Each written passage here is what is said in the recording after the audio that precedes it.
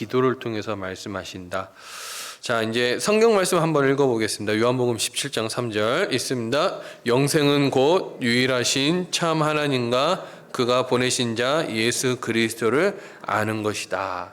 자, 말씀 보시면요. 말씀 한번 띄워주세요. 말씀 보시면 영생은 뭐라고요? 아니야. 제가 말하고 싶은 건 영생은 아는 것이다. 중간에 다 띄고 얘기하면 영생은 아는 거라는 거예요. 그 영생은 모르면은 안 된다라는 거예요. 중간에 사실 이제 다 떼고 얘기하면 영생은 아는 것인데 이 안다라는 표현을 성경 원어를 찾아보면요. 깨닫다, 경험하다, 표현하다, 나타내다 이런 뜻이 있어요. 그러니까는 영생은 우리가 생각하는 이 그냥 아는 것을 넘어서 원어를 찾아보면은 더 나가야 된다라는 거, 안다라는 표현이 되게 중요해요. 그래서 저번 주 우리가 말하는 것처럼 저번 주 이제 그런 얘기했어요. 깨닫는 게 뭐라 그랬죠? 기억나시는 분 계세요? 저번 주 그 얘기 했는데 깨닫는 거는 예수님을 만난 것이다 그랬어요. 왜냐하면 성령이 돕지 않으면 깨닫지 못하기 때문에 깨닫는 것은 되게 중요한 거고 깨닫는 거는 되게 이제 아는 것이다라고 그렇게 약간 얘기를 한 적이 있었어요. 그래서 영생이라고 얘기하는 거를 지식적으로 아는 거를 넘어서야 되는 거예요. 그래서 여기서 아는 것은 우리가 생각하는 지식적인 알미 아닙니다. 착각하시면 안 돼요. 그래서 밑에 한번 읽어보겠습니다. 자, 기도는 관계성이지 종교 활동이 아니라는 거야. 그래, 영생을 알게 되면은 이게 이제 활동으로 그치는 게 아니라 영생을 통해서 우리가 더 깊은 차원으로 들어갈 수 있다는 걸 얘기하는 거예요. 한때 이제 유기성 목사님 때문에 경건일기가 되게 유행한 적이 있었어요. 일기는 되게 좋습니다. 말을 잘 못하시는 분도 일기를 쓰면 논리력이 늘고요. 그 다음에 일기를 쓰면은 표현력이 좋아지고요. 일기를 쓰면요, 나 자신을 한번 들여다볼 수가 있어요. 여러분 혹시 일기 적으시는 분? 일기 아무도 없어요?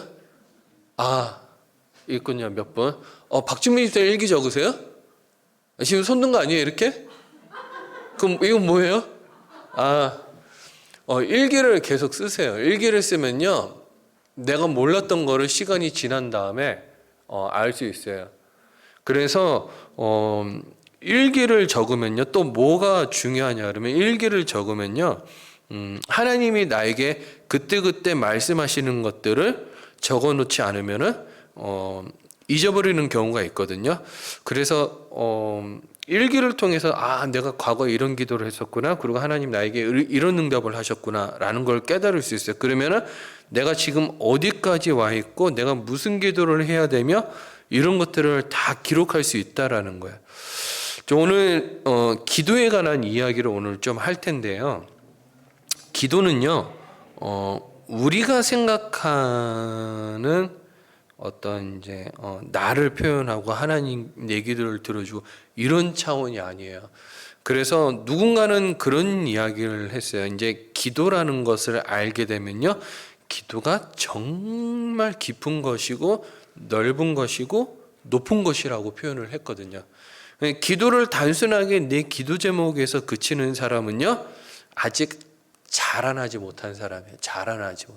그러니까 여러분들이 기도 제목을 살펴보면요, 이 사람이 영적 어린아이인지 조금 성장했는지 아니면 하나님의 경륜을 갖춘 사람인지를 알 수가 있어요. 자, 밑에 이제 진리는 하나님의 인격체입니다라고 얘기하는데요. 이 기도를 하는 사람이 하나님의 진리를 인격으로 받아들이는 사람이 있고 도구로 받아들이는 사람이 있겠죠. 우리 다 같이 한번 읽어보겠습니다. 시작. 성령님은 진리를 계시하십니다. 진리란 단순히 공부할 가치 있는 개념이 아닙니다. 진리는 하나님의 인격체입니다. 예수님은 내가 너에게 진리를 가르쳐 주겠다라고 하셨습니다. 예수님은 내가 진리요라고 말씀하셨습니다. 당신에게 영생을 주실 때 하나님은 자신을 당신에게 주셨습니다. 성령님이 진리를 당신에게 계시해 주실 때 그분은 당신에게 그저 생각해 보아야 할 개념으로 가르쳐 주시는 것이 아닙니다. 그분은 한 인격체와의 관계로 당신을 인도하시는 것입니다.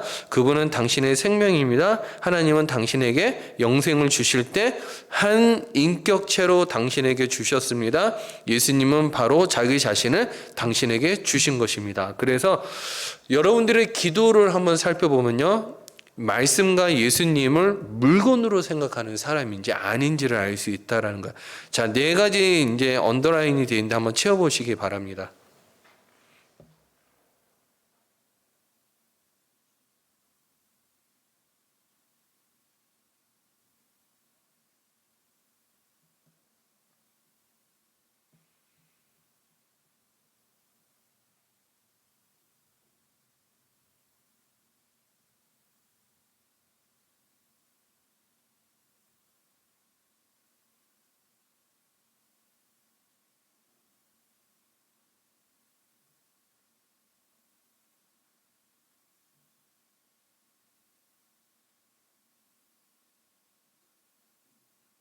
자, 다 적으셨죠? 전유성 선생님 못 적으시겠어요?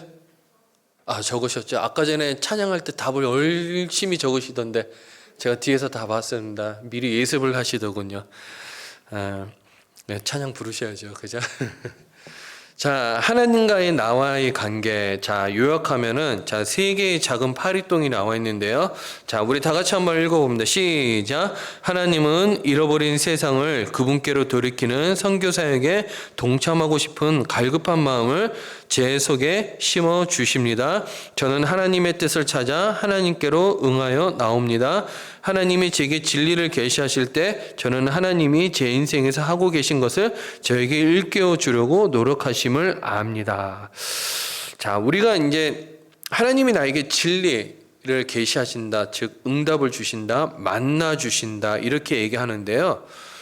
사실 하나님의 만남을 기다릴 필요가 잘 없습니다. 왜냐 그러면은 이 성경과의 만남이 하나님 자체와의 만남이에요. 그래서 이거 어떻게 표현하면 여러분들 좀 와닿을지 모르겠는데, 산신령처럼 뭐가 이렇게 연기가 펑 하고 터지듯이 뭔가 뾰로롱 하고 나타나야지 이 임재가 아니라는 거예요. 이 말씀 앞에 서 있는 나는 이렇게 표현하시면 돼요. 임재 앞에 앉아 있는 나와 같다라고 생각하시면 돼요. 그래서 성령이 오셨던 이유는요, 예수님이 하신 말씀을 적용시키기 위해서 성령이 오셨거든요. 적용. 그래 이제 그걸 임재라 그러는데, 이 성령님이 적용을 하실 때 쓰시는 도구가 말씀이에요. 말씀. 그래서 이 성령님이 말씀을 통해서 우리에게 적용을 시키고 그 일을 실천하게끔 하고 행하게끔 하시기 때문에 성령님이 뭔가 크게 대단한 일을 하는 게 아니라는 거예요. 그래서 지금 내 앞에 하나님이 말씀해 주시는 것을 내가 깨달을 수 있도록, 내가 그것을 실천할 수 있도록 성령님이 도우신다라는 거죠. 그래서 하나님의 마음을 가장 잘 아는 사람이 누구냐 그러면 성령이라는 거야. 성령. 그래서 이 말씀을 받아들인다, 그리고 말씀을 깨닫는다, 말씀을 내 삶 가운데 실천한다, 내 말씀을 통해서 내가 조종한다라는 거는 지금 내 안에 일말의 양심이라든 뭐든 간에 중요한 것은 성령님이 내 안에 역사하고 있다라는 거야. 그래서 말씀을요, 어떤 개념이나 철학적인 걸로 생각해서 내가 필요할 때 쓰는 무기같이 쓰시는 분들이 있는데 정말 잘못된 거죠. 말씀은 이렇게 얘기하셨는데 왜 저한테 이렇게 얘기하십니까? 제가 한 번은 청년 사역할 때 내리 한 달을 진노에 관한, 심판에 관한 말을 했어요. 그랬더니 어떤 한 청년이 찾아왔어요. 목사님은 왜 사랑에 관해서 설교 안 하세요? 이러는 거야. 성경은 균형 있는 말씀책이고 사랑도 얘기하지만 하나님의 진노에 관한 이야기도 한다고. 하나님은 사랑이라고 얘기했는데 이것만 아는 거예요. 하나님은 진노의 하나님이시기도 하거든요. 이거 잘 모르더라고요. 그러면은 한번 제가 그 청년에게 얘기했어요. 청년, 하나님이 무조건적으로 청년만 사랑해 주시면은 청년이 신앙길을 잘못 들었을 때 그러면 하나님은 진노하는 하나님은 없네요. 그랬더니 가만히 있더라고요. 그러고나 한 달 동안 교회 안 나왔어요. 그리고 다시 나오더라고요. 저는 이제 무슨 얘기를 하고 싶냐 그러면은요. 말씀이라는 것 자체가 예수님의 몸으로 표현되었기 때문에 요한복음 1장 1절에서 그 얘기를 해요. 그렇기 때문에 말씀을 하나님 우리에게 주셨을 때는요. 도구로서 주신 게 아니라 한 인격체로서 말씀을 우리에게 주신 거예요. 이 말씀이 인격이라는 거 제가 하고 싶은 얘기는 지금. 그래서 성경 구절을 여러 번 읽다가 이 성경 구절이 나에게 갑자기 훅 들어왔다 어느 날. 이걸 도구로 생각하면 안 된다라는 거예요. 도구로. 내가 필요할 때 나를 위해서 쓰고 필요 없을 때는 나를 위해서 버릴 수 있는 그런 도구가 아니라는 거예요. 그래서 성경을 많이 읽지 않으면요. 사고방식도 그렇고 패러다임의 틀도 그렇고 기도하는 방식도 그렇고 균형을 갖출 수 없어요. 자, 물어보겠습니다. 기도할 때 하나님 나라가 저에게 임하게 하시며 하늘에서 뜻이 이루어진 것이 하나님의 뜻이 저를 통해서 이루어지게 해주세요라고 기도하는 분은 거의 없어요. 없죠? 있어요? 혹시 손 들어보세요. 그렇게 기도하시는 분 있어요? 강원석 집사님 기도해요? 왜 손 들려고 그랬는데 또 뭐라 그럴까 봐 손 안 드시는 거죠. 근데 대부분이 없어요. 왜냐하면은 그 뒤에 나오는 주기도문은 그 뒤에 나오는 오늘 우리에게 일용한 양식을 주옵시고 여기에만 관심이 있거든요. 그래서 하나님의 이제 성령을 통해서 말씀을 가지고 내 인생에 어떻게 적용해야 되는지를 깨닫는 것은요, 일단은 그 말씀을 어떤 존재로 받아들이느냐가 되게 중요한 거예요. 자, 그래서 기도는 관계라고 이야기하는 게 그런 맥락입니다. 말씀도 관계로 받아들이면 말씀을 인격체로서 내 안에 모시는 건데 기도도 그런 식으로 생각을 해야 되는 거죠. 자, 기도는 관계입니다. 읽어보겠습니다. 시작. 기도는 하나님과 쌍방통행으로 교제하고 대화하는 것입니다. 당신이 하나님께 맡기고 하나님도 당신에게 말씀하십니다.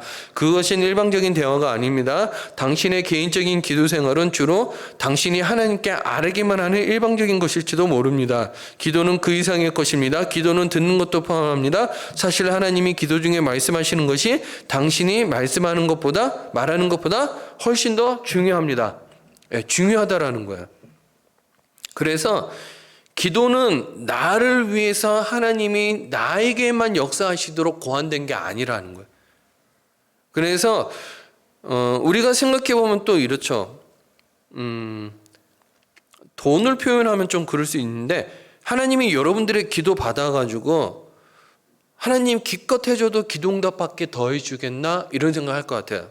제가 하나님이라면 여러분들에게 어떤 기도를 받고 싶은지 한번 생각해 보세요. 여러분들이 부모라면, 여러분들이 하나님이라면 내 자식에게 받고 싶은 기도가 뭘까? 한번 고민해 보세요. 그러면 답이 나와요. 내가 하나님이라면 제가 여러분들에게 받고 싶은 기도가 뭘까? 저는 이제 그런 생각이 드는 거죠. 그래서 우리가 기도할 때 하나님이 여러분들의 인생에서 여러분들의 인생을 통해서 무엇 하기를 원하는지 또 하나님이 어떤 얘기를 하기를 원하는지 알려줄 때, 그래서 우리 이제 밑에 그림 보면은 이런 그림이 나와요.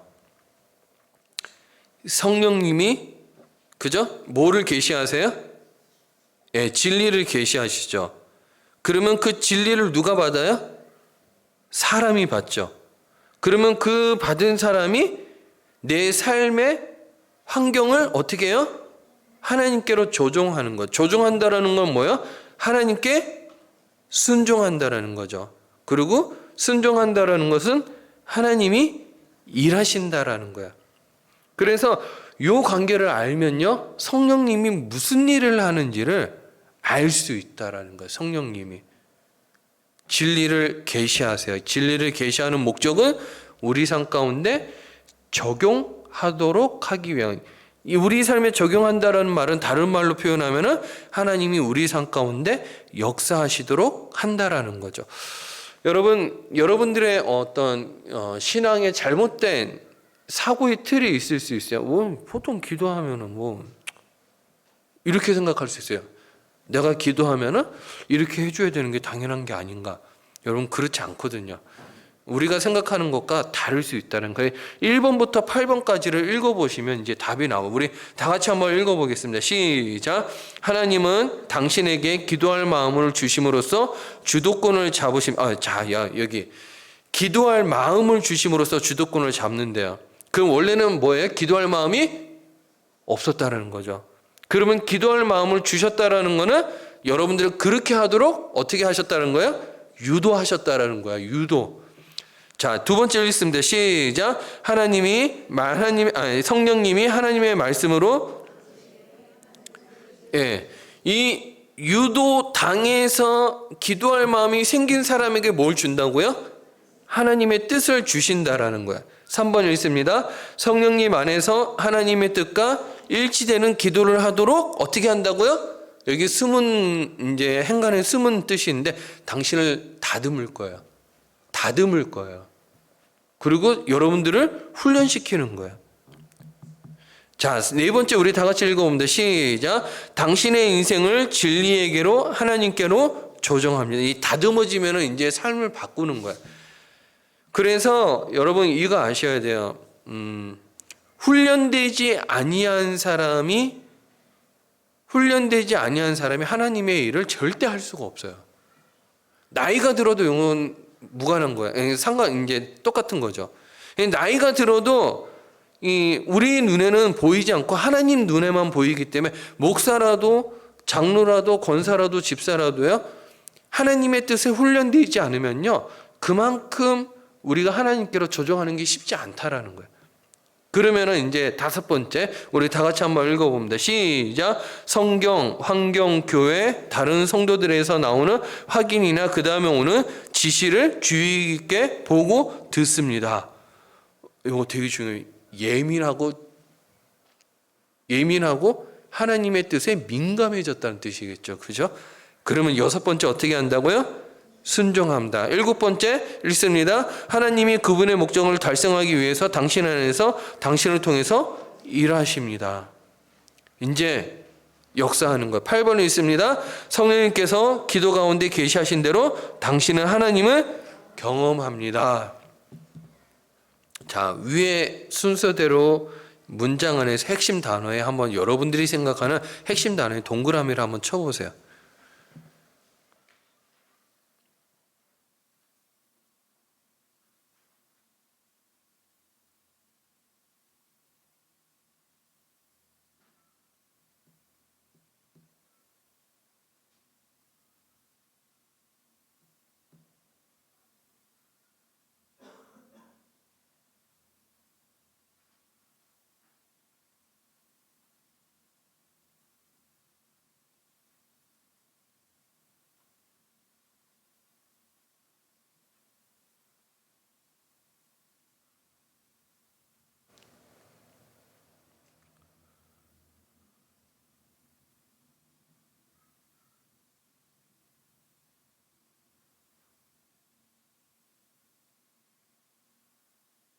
그래서 우리가 이제 기도할 때 이제 성령님이 사용하시는 도구가 말씀인데요.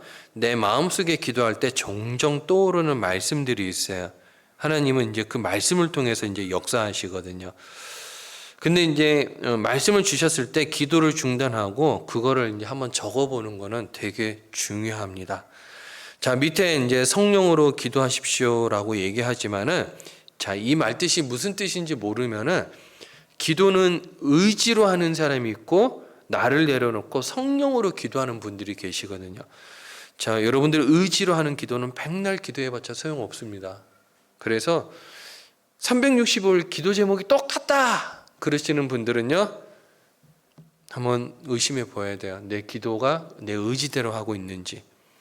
그래서 로마서 8장 26절에서 27절 우리 다 같이 한번 읽어보겠습니다. 시작.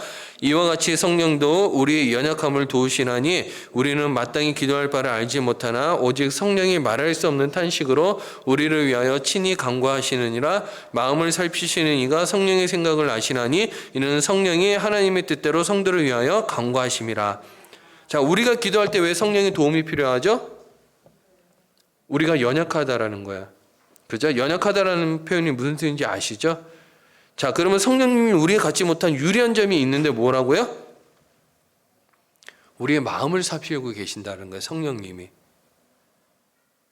그래서 성령님이 우리의 마음을 살펴서 어떻게 한다고요?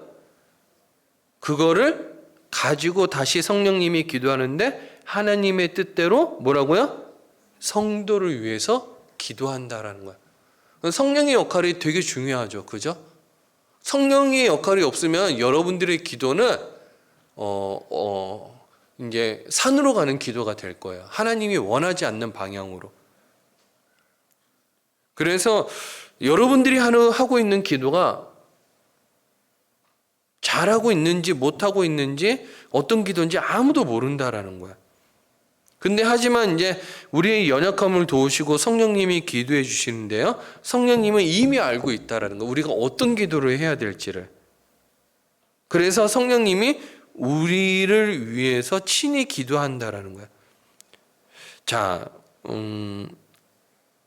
우리가 이제 이렇게 물어볼 수 있어요. 내가 기도하면 여러분들이 기도하면 어떤 일이 일어나요? 라고 물어보면은 이제 첫째, 응답이 없다. 둘째, 응답이 있는 것 같은데 뭔지 모르겠다. 셋째, 응답 받았다. 이렇게 얘기해요.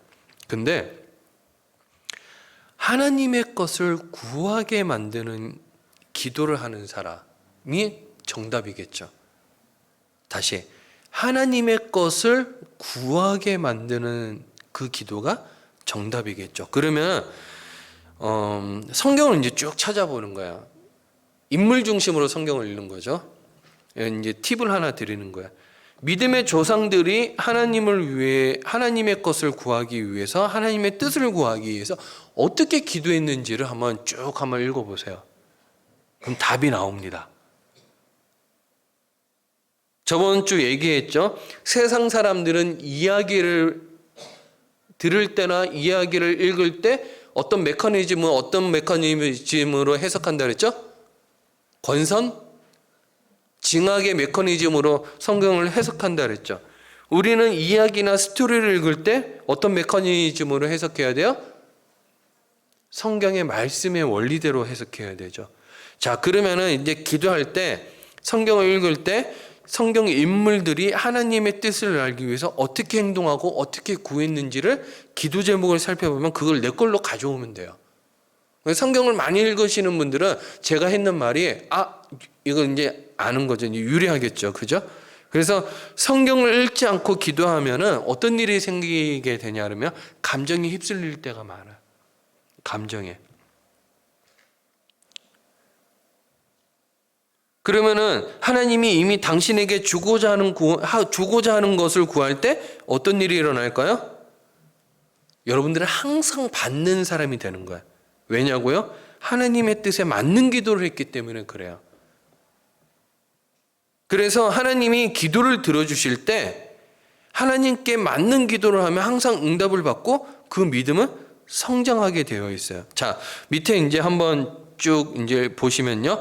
당신은 성령님이 무슨 말씀 하시는지를 어떻게 아나요? 라고 얘기해요. 그래서 이 성경, 이제 이 책 저자가 얘기하는 것이 저는 당신에게 공식을 드릴 수는 없지만은 그분이 말씀하실 때 그분의 목소리를 당신이 알 거라는 것을 말씀드릴 수 있어요. 그래요. 자, 그렇게 얘기하죠. 그러면은 이 음성을 안다라는 거는요, 이제 하나님의 뜻을 원하도록 결단하는 거죠. 그래서 제가 여러분들에게 성경을 읽을 때, 내 문제에 초점을 맞춰서 성경을 읽지 않았으면 좋겠다는 팁을 하나 드리고 싶어요. 두 번째로는 성경 인물들이 하나님의 뜻을 알고 그 뜻에 순종하기 위해서 어떻게 기도하고 어떻게 행동했는지를 좀 알았으면 좋겠다라는 거예요. 자, 요나를 보면 쉽게 알 수 있어요. 이제 요나를 보면은 하나님의 뜻을 순종치 않으려고 도망가다가 이제 고래 뱃속에 들어가죠. 지금 생각해 보니까 그 고래가 엄청나게 큰 향유고래 이상의 어떤 고래였을 것 같아요. 제 생각에는. 그럼 이제 그 고래가 이제 요나를 삼켜요. 요나는 끝내 그 성격이 변화되지 않거든요. 변화되지 않지만은 아마 저는 이제 요나서 마지막에 하나님이 신약의 성경 말씀을 가지고 적용을 시켰다 그러면은 그 성격은 바뀌지 않지만은 요나가 하나님의 뜻을 알기에 요나도 이렇게 기도했을 것 같아요. 요한복음 이제 빌립보서 2장 13절이죠. 너희 안에서 행하시는 이는 하나님이시니 자기의 기쁘신 뜻을 위하여 너희에게 소원을 두고 행하게 하시나니. 늘 기도했을 것 같아요. 요나의 성격이 바뀌었겠죠. 결론에는 안 바뀌진 않았을 거예요. 왜냐하면 사람은 바뀌거든요. 하나님 안에 있으면요. 그래서 제가 여러분들에게 말하고 싶은 거는 이제 하나님이 자신과 자신의 목적과 길에 대해서 말씀해 주실 때 어떤 방법으로 말씀하시는가, 그리고 어떤 방법이 나에게 가장 적절한가를 찾아보면 돼요. 자, 하나님이 여러분들에게 말씀하시는 통로가 4개 있다 그랬어요. 저번 주 이제 요거 가지고 여러분들한테 한 소리 했더니 동영상을 보고 누가 지인이 전화 왔어요. 자꾸 그러지 말라고. 내가 당신의 교회 안 다니지만 진짜 잔소리하는 것 같이 들린다고. 자, 4가지 뭐라 그랬죠? 성경, 그 다음에 기도, 환경, 그 다음에 교회. 요거 잊어버리면 안 돼요. 잊어버리면 안 되는데 요거를 통해서 말씀하시죠. 그래서 성경과 기도는 요즘 베이스에 깔고서 얘기하는 것 같아요. 하지만 이게 제일 중요하다라는 거. 그 하나님이 여러분들에게 이렇게 물어보실 수도 있어요. 나의 기도가 성령님의 인도를 받고자 하는 기도인지 아니면 나의 이기적인 욕심을 따라하는 기도인지 구별할 수 있는가라고 물어보실 수 있어요. 여러분, 조지 밀러가 이제 2장 3가에서 했었거든요. 여러분 집에 가서 나누듯이 실라부스 있잖아요. 요 교재 있잖아요. 한번 찾아보세요. 이 2장 3가에서 이제 조지 밀러에게 하나님이 응답을 하실 때요. 이제 조지 밀러가 내 뜻이 하나도 남아있지 않을 때까지 나를 비우는 작업을 하고 기도를 해요. 그래서 조지 밀러는 응답을 받으면은 꼭 모아 맞춰본다 그랬어요. 기억나세요? 예? 다 잊어버리셨어요? 자, 2장 3가에 가시면요, 조지 밀러가 기도 응답을 받고 이게 성경의 말씀과 동일한지를 맞춰본다 그랬어요. 근데 성경을 읽지 않고 기도만 하는 사람에게는 성령의 감정적인 것 때문에 잘못 결정할 가능성이 커진다 그랬어요. 그래서 기도는 뜨겁게 하는데 성경을 잘 읽지 아니하시는 분들은 그분들이 하시는 기도 응답에 대해서 조심하셔야 돼요. 조심하셔야 돼요. 그 기도원에 산다고 중요한 것이 아니고 교회 와서 매일 기도한다고 좋은 게 아니에요. 균형을 이뤄야 돼요. 그 2장 3가에 가서 조지 밀러가 어떻게 기도응답을 받고 기도응답을 받기 전에 자기를 어떻게 비우는지 그 다음에 그걸 한번 잘 살펴보세요. 자, 그러면 이제 조지 밀러가 말한 게 이제 여기 좀 나와. 2장 3가에서 공부한 내용을 보세요. 우리 다 같이 읽어봅니다. 시작. 먼저 자기를 부인하세요. 이게 조지 밀러가 했던 첫 번째 작업이에요. 자, 읽습니다. 시작. 자기 자신과 하나님 앞에서 솔직히 하나님 뜻만을 원하는 상태까지 가보세요. 이게 이제 자기를 비운 다음에 하는 행동이에요. 그 다음 읽습니다. 그리고 성령님이 다른 방법으로 말씀하고 계신지 확인해 보세요. 그리고 자신에게 물어보세요. 자, 그럼 4가지 질문에 한번 이렇게 여러분들 스스로 답해 볼 수 있어야 돼요. 하나님이 성경을 통해서 내게 뭐라고 말씀하시는가? 하나님이 기도를 통해서 내게 뭐라고 말씀하시는가? 하나님이 환경을 통해서 확신을 주시는가? 하나님이 다른 믿는 사람들을 통해서 확신을 주시는가? 한번 적어볼 수 있어야 되는 거야. 여러분들이 하고 있는 기도 제목에 관해서.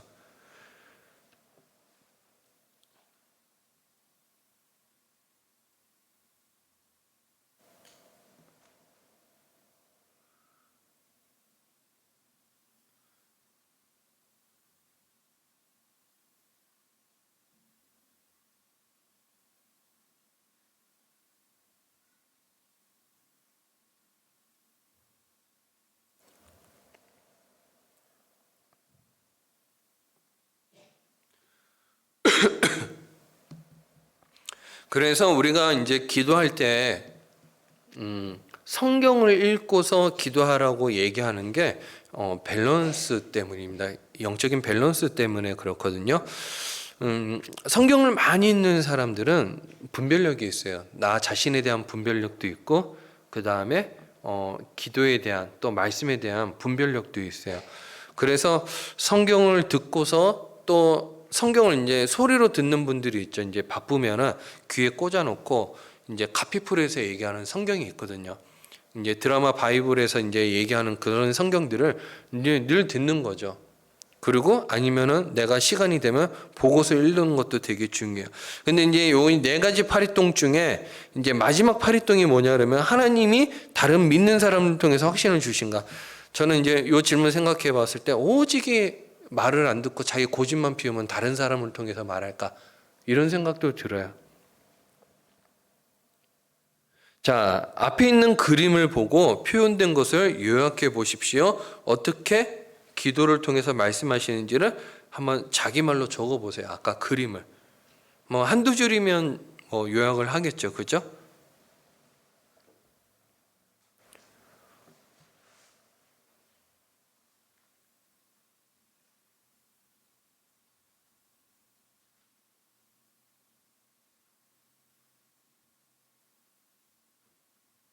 자, 다음에 중심이 되는 단어들을 사용해서 아래 문장들을 완성해 보세요. 필요하다면 그 위에 그림을 보아도 좋습니다. 자, 아까 1번부터 8번까지 글이 있거든요. 그걸 한번 보시면서 밑에 언더라인에 한번 써보시기 바랍니다.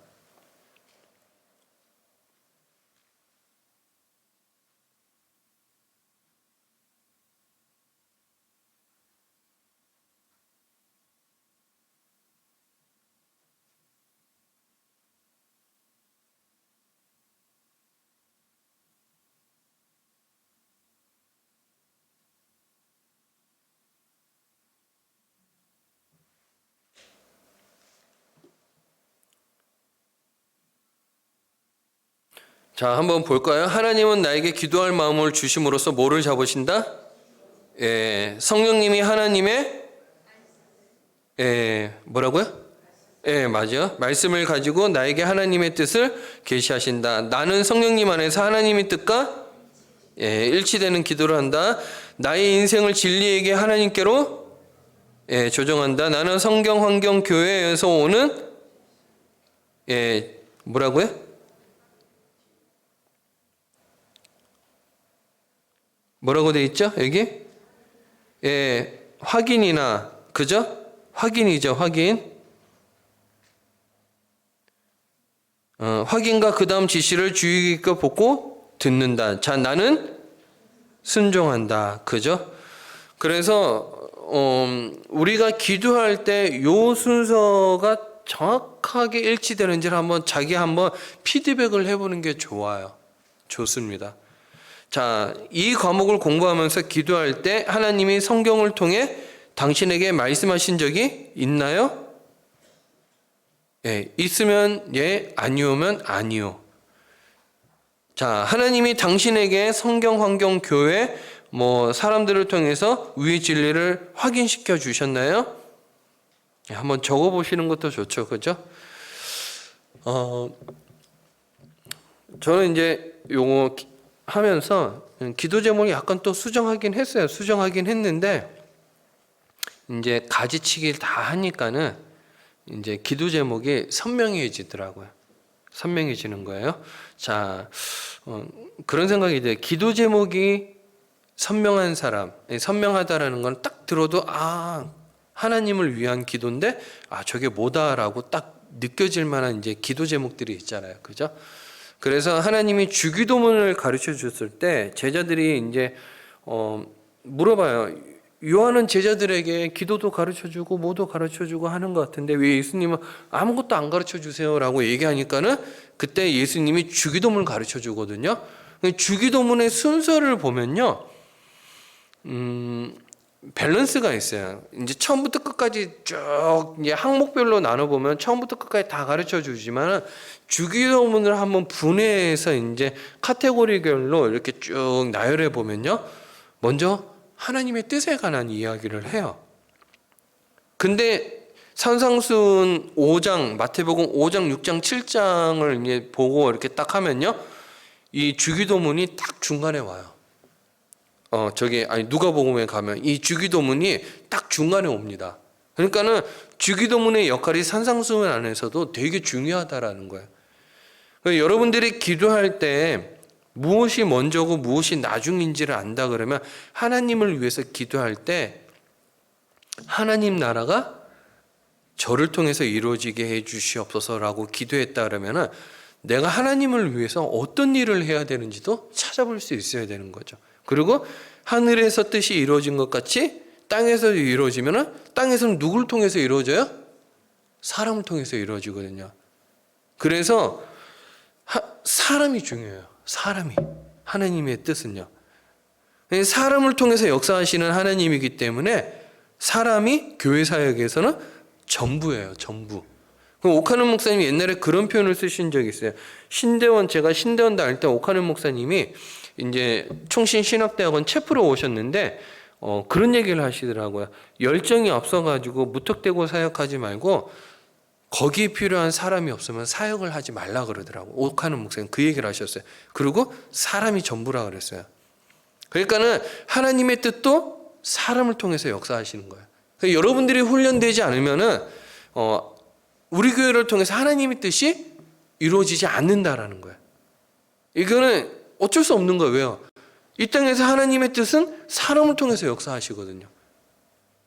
그러니까는 여러분들이 어떻게 해서든 훈련을 받고 여러분들이 어떻게 해서든 성장할 수 있도록 길을 쓰고 해야 돼. 길을 쓰고 가장 불쌍한 인생이 뭐냐 그러면요. 평범하게 죽는 인생 가장 불쌍한 인생이에요. 저는 그렇게 얘기하고 싶어요. 자, 오늘 학습한 내용 중 어떤 구절이 가장 뜻있게 와닿았습니까? 위의 구절이나 성구 가운데 당신의 기도 제목을 바꿔보십시오. 오늘 학습에 대한 반응으로 하나님은 당신에게 무엇하기를 원하십니까? 한번 적어보시기 바랍니다.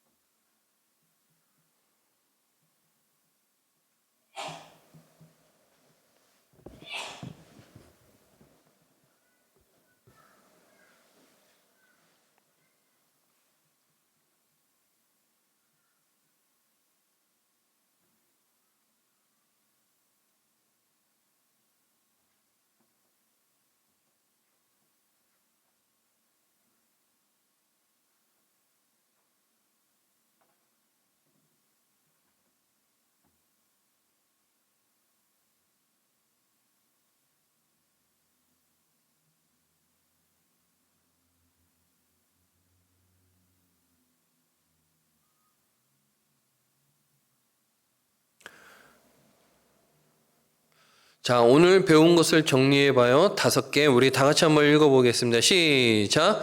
온 우주의 주인이신 하나님이 나에게 중요한 것을 말씀하시며 나는 그것을 기록해야 합니다. 진리는 인격체입니다. 기도는 하나님과 양방향 대화입니다. 기도는 단순한 종교적 행위가 아니라 관계입니다. 하나님의 뜻만을 구하기로 작정해야 합니다. 자, 우리 다 같이 한번 찬양 불러보겠습니다.